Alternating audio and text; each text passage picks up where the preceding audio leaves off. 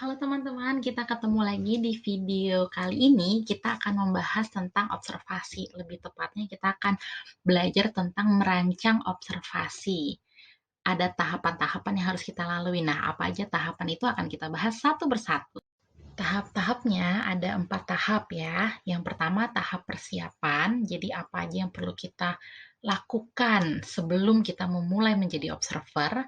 Yang kedua adalah tahap pelaksanaan atau pengambilan data. Jadi ini saat kita telah menjadi observer, benar-benar saat itu menjadi observer.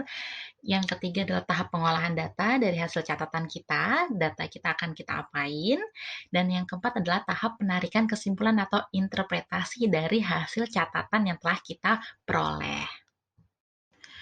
Dalam tahap persiapan, hal yang sangat penting kita lakukan adalah membuat rancangan observasi. Ingat banget ini, rancangan observasi ini harus kita buat, wajib. Dan rancangan observasi disusun memenuhi persyaratan observasi sistematis. Udah kita bahas di pertemuan kemarin apa aja itu yang dimaksud observasi sistematis. Masih ingat? Salah satunya adalah where, what, when, and how. Wajib ya. Saat membuat rancangan observasi, kita perlu menetapkan beberapa hal sebagai berikut. Yang pertama, kita perlu menetapkan maksud dan tujuan observasi. Jadi observasi itu nggak cuma sekedar, pengen lihat-lihat aja deh, gitu. Enggak ya, harus punya maksud dan tujuannya. Yang kedua, kita perlu menetapkan landasan teoritiknya. Jadi misalnya kita mau observasi sebuah variabel psikologi, misalnya depresi. Nah, kita perlu belajar teori-teori tentang depresi. Yang ketiga, kita perlu menetapkan jenis data yang akan diamati. Jenis datanya apakah kita mau mengamati perilaku verbal, perilaku nonverbal, atau apa yang lainnya. Yang keempat, kita perlu menetapkan tipe pengukuran dan pencatatan data. Apakah kita catat secara naratif deskriptif atau rating scale atau lainnya. Yang kelima, kita perlu menetapkan subjek yang akan dikenakan observasi. Siapa? Si A, B, C. Yang keenam, kita perlu menetapkan cara pengambilan datanya. Apakah kita bersifat sebagai partisipan observer atau non-partisipan. Yang ketujuh, kita menetapkan cara pengolahan data dan interpretasi datanya. Jadi ketujuh hal ini harus kita tetapkan atau harus kita ambil keputusannya sebelum kita melakukan observasi atau harus kita tetapkan saat kita membuat rancangan observasi. Oke, kita bahas satu-satu ya. Yang pertama kita bahas tentang menetapkan maksud dan tujuan observasi.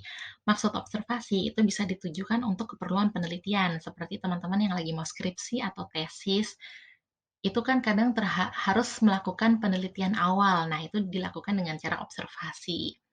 Yang kedua, untuk keperluan diagnostik, misalnya teman-teman yang psikolog atau guru yang pengen mengetahui kasus tentang anak didiknya. Nah, itu harus mendiagnosis kan. Nah, itu bisa dilakukan dengan cara observasi. Yang ketiga, untuk keperluan membuat program intervensi. Nah, ini balik lagi kayak kalau psikolog itu kadang-kadang harus membuat program intervensi atau teman-teman yang skripsinya atau tesisnya eksperimen. Nah, itu kita harus melakukan perbandingan sebelum dan sesudah intervensi kan. Nah, itu bisa dilakukan dengan observasi untuk membandingkan perilaku dia sebelum intervensi dan sesudah intervensi. Maksud yang berbeda-beda ini akan menentukan perbedaan langkah-langkah di berikutnya juga. Makanya kita harus menetapkan maksud observasi kita di awal. Tujuan observasi itu harus didefinisikan secara tepat dan spesifik. Karena tujuan yang didefinisikan secara tepat dan spesifik akan mengarahkan aktivitas observasi saat kita jadi observer ya, itu ke dalam unit-unit yang dapat diatur dan diorganisasikan dengan baik sesuai dengan tujuan. Intinya tuh pokoknya kalau kita bikin tujuan observasi itu harus spesifik. Kita mau observasi apa sih? Itu harus jelas. Jangan cuman, aku cuman pengen sekedar lihat-lihat aja deh. Ya enggak lah, itu namanya lihat-lihat, bukan observasi gitu. Jadi memang harus spesifik agar saat kita lagi benar-benar lagi menjadi observer di hari H, kita tahu apa yang harus kita lakukan dan apa yang harus kita amati. Setelah kita menetapkan tujuan observasi, nanti akan melahirkan yang namanya target behavior. Target behavior itu udah lebih spesifik lagi, udah lebih jelas perilaku apa yang akan kita amati nanti saat kita menjadi observer.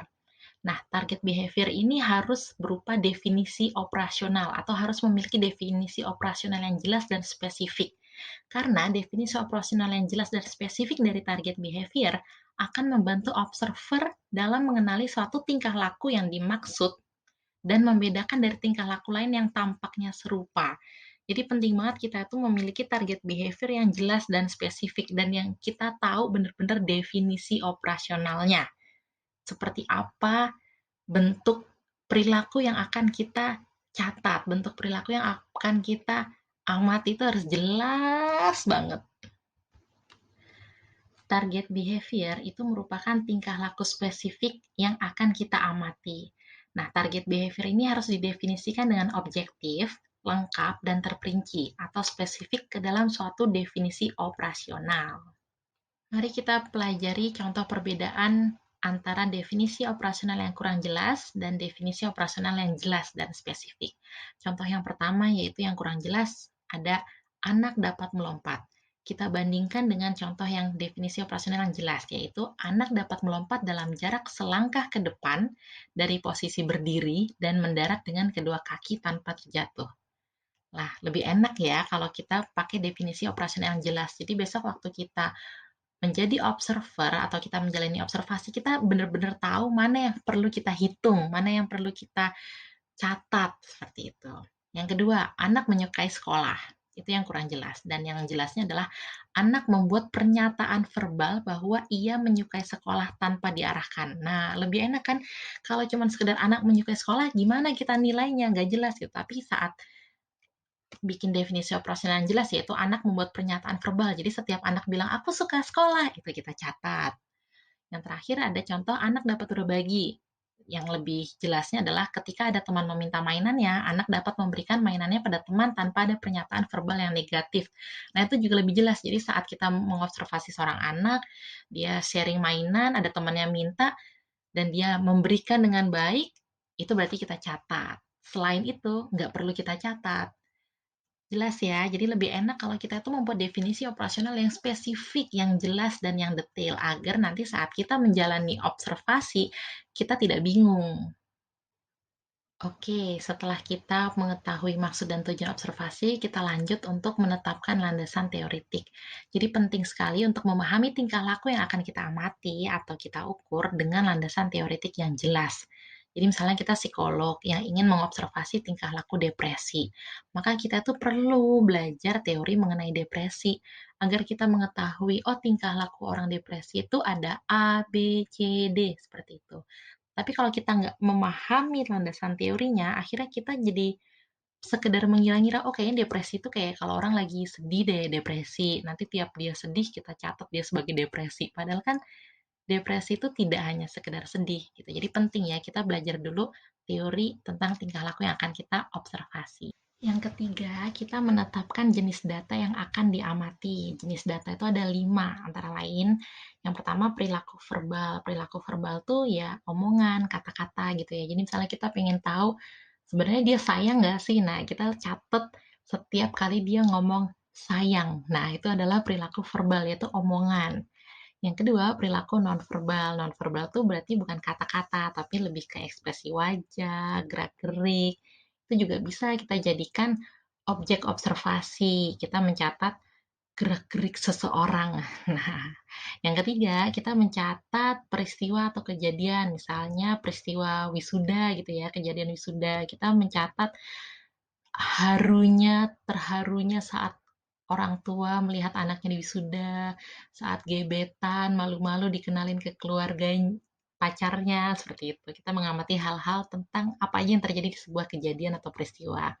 Yang keempat, kita mengamati setting waktu, tempat. Misalnya kita mengamati matahari terbenam di Labuan Bajo. Nah, apa aja yang terjadi di situ? Kita mengamati. Yang terakhir, interaksi individu, itu contohnya kita mengamati gimana sih cara seorang salesman menawari dagangannya dan gimana sih cara tanggapan customer terhadap kata-kata si salesman tersebut. Nah, itu yang kita amati kalau itu interaksi.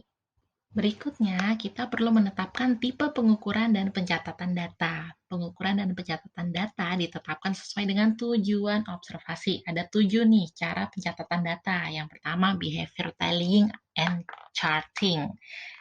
Kedua, checklist. Ketiga, rating scale. Keempat, anecdotal record. Kelima, narrative description.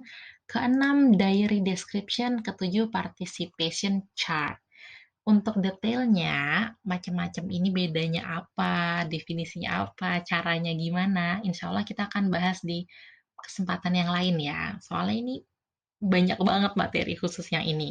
Setidaknya kita tahu bahwa saat kita merancang observasi, kita perlu menetapkan gimana cara kita mau mencatat data-data yang akan kita temukan di lapangan nanti. Yang kelima, kita perlu menetapkan subjek yang akan dikenakan observasi atau kita harus menentukan observinya siapa ya. Berikutnya, setelah kita menetapkan, oh aku mau si A deh, atau si B deh, atau si C deh, seperti itu. Nah, kita harus tahu nih cara menetapkan subjek observasi itu bisa dengan cara random atau acak, random sampling, atau ditetapkan melalui kriteria tertentu, purposive sampling, sesuai dengan tujuan penelitian. Jadi pertama, kita harus tahu kita mau siapa yang kita observasi. Dan yang kedua, atau kita random aja deh, atau purposive. Ini nih purposive soalnya aku punya kriteria. Nah, itu perlu ditetapkan juga saat kita menentukan rancangan observasi. Berikutnya, yang keenam adalah kita perlu menentukan cara pengambilan data. Pengambilan data itu bisa sebagai partisipan observer atau non-partisipan observer. Sudah tahu bedanya ya. Jadi kalau partisipan kita terlibat secara langsung, secara aktif dengan orang yang akan kita observasi. Kalau non-partisipan, kita hanya mengamati dari jauh. Nah, selain kita menentukan itu tadi, kita juga perhatikan durasi waktu pengambilan data juga. Jadi kita perlu membatasi nih, oh aku mau observasi selama 2 jam. Oh, aku mau observasinya pagi, siang, atau sore. Itu juga perlu kita tentukan. Selanjutnya, yang ketujuh adalah menetapkan cara pengolahan data dan interpretasi data. Apabila metode pencatatan data berupa narrative description, maka pengolahan data akan dilakukan secara kualitatif. Tahu ya, narrative description itu yang tulisannya panjang gitu, menceritakan secara deskriptif seperti itu. Sedangkan apabila pencatatan data berupa behavior telling, checklist, rating scale, dan participation chart, maka pengolahan data dilakukan secara kuantitatif. Jadi kita hitung ada berapa yang ada tanda checklistnya, ada berapa yang enggak, atau berapa rating scale-nya berapa, dapat angka berapa gitu. Itu secara kuantitatif lah intinya. Nah, tahap persiapan telah kita lalui nih. Akhirnya kita masuk ke tahap pelaksanaan atau tahap pengambilan data. Agar pengambilan data lancar dan hasilnya dapat dipertanggungjawabkan, maka kita perlu memperhatikan hal-hal sebagai berikut. 1. Sumber daya. 2. Tingkah laku apa yang boleh dilakukan observer dalam setting observasi dan apa yang tidak boleh. Yang ketiga, mengobservasi tanpa ketahuan observi. Nah, ini ada poin pentingnya. Dan keempat, etika profesional dan kerahasiaan. Yang dimaksud sumber daya di sini adalah siapakah yang akan melakukan observasi atau observernya siapa nih? Apakah diri kita sebagai peneliti sendiri atau orang lain? Kita perlu memilih observer yang memahami tujuan dan target behavior yang telah ditetapkan. Misalnya kita mau observasi spesifik urusan psikologi, yaitu tadi perilaku depresi. Nah, berarti kita harus mencari observer yang paham tentang ilmu depresi. Jangan sampai kita milih orang, misalnya orang teknik mesin yang sama sekali tidak tahu depresi, kita suruh jadikan observer. Nah, itu tidak baik. Kalau misalnya memang mau memilih orang selain psikologi untuk urusan-urusan yang psikologi juga variabelnya, artinya kita harus melatih dia terlebih dahulu. Tingkah laku observer dalam setting observasi itu perlu diatur. Setting observasi yang berbeda menuntut aturan yang berbeda pula. Misalnya, saat observasi di tempat outdoor terbuka, seorang observer bisa bebas mengamati tingkah laku observi dengan sikap yang lebih santai. Namun, saat di setting sekolah misalnya, seorang observer harus memperoleh izin sekolah, memakai baju yang resmi, sepatu resmi, bersikap tenang, dan masih banyak aturan lainnya saat misalnya di setting sekolah. Jadi kita perlu tahu nih kita observasi di mana biar kita tentukan perilaku kita itu seperti apa besok saat jadi observer. Ini ada poin penting yang perlu kita perhatikan, yaitu mengobservasi tanpa diketahui observi. Kesadaran observi itu akan keberadaan observer dapat mengganggu observi atau memotivasi observi untuk bertingkah laku dalam cara-cara yang mereka yakini akan membuat observer menyukai atau menyenangi mereka. Artinya perilaku tingkah lakunya observi itu menjadi dibuat-buat gitu. Nah, itu tidak baik kan? Karena kita tidak akan memperoleh data yang nyata. Oleh karenanya, sebaiknya kita saat melakukan observasi itu tidak mengetahui. Tapi nanti akan ada pertanyaan, "Tapi gimana dong? Kan kita memang kalau misalnya di setting kantor, di setting sekolah, kita harus minta izin kan? Nah, kalau minta izin ya pasti tahu dong nanti kalau bakal jadi observer." Nah, cara-caranya adalah intinya gimana caranya dia nggak tahu momen apa atau momen mana yang saat kita mengambil catatan, itu penting banget, seperti itu.